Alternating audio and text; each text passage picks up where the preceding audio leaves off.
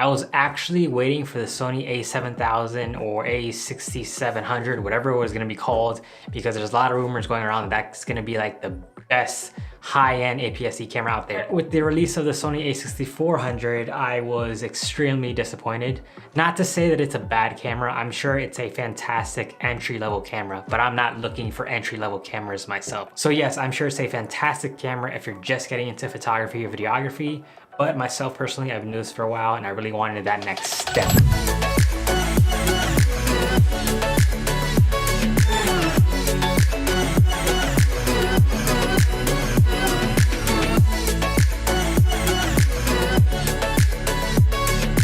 So now I'm still with Sony, but now I'm off to full frame. I've left APS-C behind. I don't see myself going back ever unless Sony makes some really killer lens for their APS-C line. At least not for my main camera. I'll still use APS-C for a B cam. I still will probably pick up the a6400 eventually. So far my experience going over to full frame has been kind of a shell shock. There's a lot more differences than I expected beyond just the sensor size. This guy feels extremely heavy. Like, he has really good heft to him. Even without the lens attached to it, this thing has good weight to it. Like this, if you drop this, it's definitely going to break itself. I myself actually have really small hands, but this is kind of a common complaint with Sony cameras.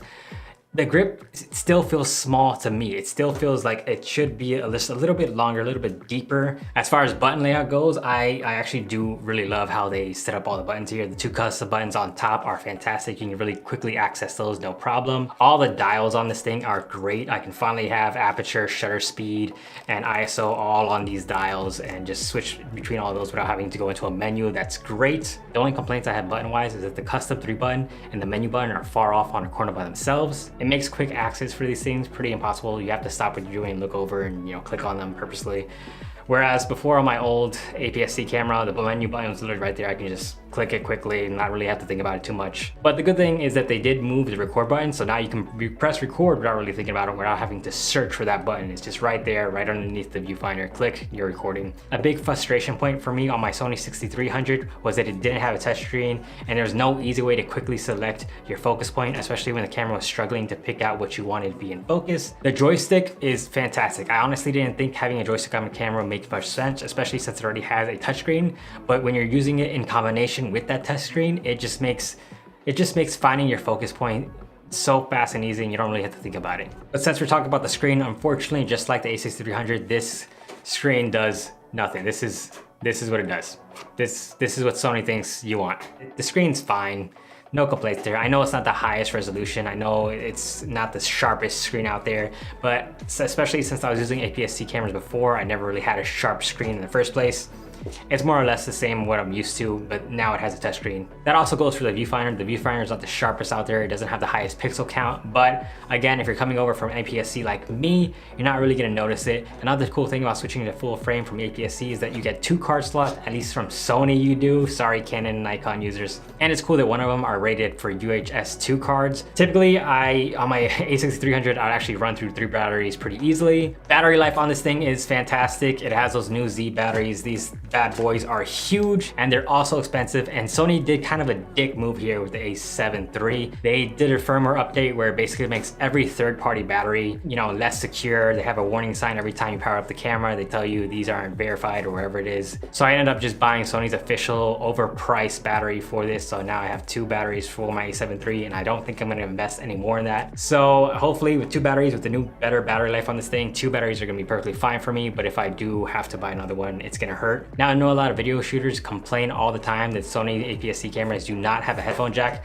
Personally, I've never used a headphone jack. I just watch my meters and make sure they're not spiking. And if they're not, I trust that the camera's recording audio just fine. But if you're someone who's a real stickler for audio and you wanna make sure you're getting great, clean, concise audio no matter what, this does have a headphone jack. It's something you still cannot get on Sony APS-C lines. And while we're on ports, this camera does use USB-C 3 to charge and to transfer data. And it really just helps this camera be future-proof. So now it's gonna last a little longer for me in my workflow. And video-wise, Sony's autofocus when it comes to video is only second to Canon's dual pixel autofocus. And the low light performance on this camera is supposed to be amazing, only second to Sony's a7S II. But overall, the only thing I really hate about using full frame so far is that I picked up this camera with this crappy kit lens. This lens is trash, honestly, mostly just because I've been using really fast lenses with great bokeh and really sharp images.